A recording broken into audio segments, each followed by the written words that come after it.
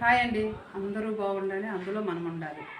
తులసి చెట్టు అండి. ఇది మా పెరట్లో పెంచుకున్నది, మా ఇంటి ముందు పెట్టుకున్నాం మేము మొక్క. ఇవ్వండి, రోజు శీతాకాలం వచ్చింది కదండి, రోజు ఒక తులసి ఆకు తీసుకొని కొద్దిగా తీళ్ళలో ఉంచి రోజు తిన్నట్లయితే దగ్గు జలుబు ఉండదండి. ప్రతి ఒక్కరు కూడా తినొచ్చు, చిన్నవాళ్ళు పెద్దవాళ్ళు అందరూ కూడా తింటే ఆరోగ్యానికి మంచిది.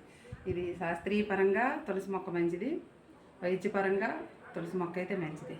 ఇదండి ఫ్రెండ్స్, ఇలా తిన్నట్టయితే రోజుకు ఒక తులసాకు తిన్నట్టయితే ఆరోగ్యానికి చాలా మంచిది, దగ్గు జలుబు ఉండదండి. ఓకే, తర్వాత ఇదిగోండి అలివేరా మొక్క. తులసి మొక్కతో పాటు అలివేరా మొక్క కూడా మా ఇంట్లో పెంచుతున్నామండి. షుగర్ వ్యాధి ఉన్న వాళ్ళు ప్రతి ఒక్కరు కూడా చిన్న మొక్క ఇలా కోసి జస్ట్ కొద్దిగా ఇలా పై పెచ్చు తీసి పసుపులో ముంచుకొని తిన్నట్టయితే, ఇదిగోండి ఇలా పసుపులో ముంచి కొద్దిగా రోజు ఉదయానికి పరగడుపున ఖాళీ కడుపుతో తిన్నట్టయితే పసుపులో ముంచుకొని sugar తగ్గుతుందండి.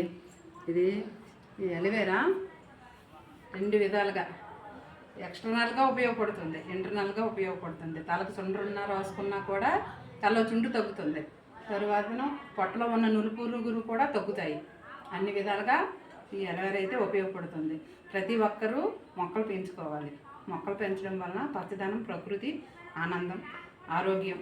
Thank you for watching. నా వీడియో నచ్చినట్లయితే లైక్ చేయండి, నా ఛానల్ అయితే సబ్స్క్రైబ్ చేసుకోండి. Thank you for watching.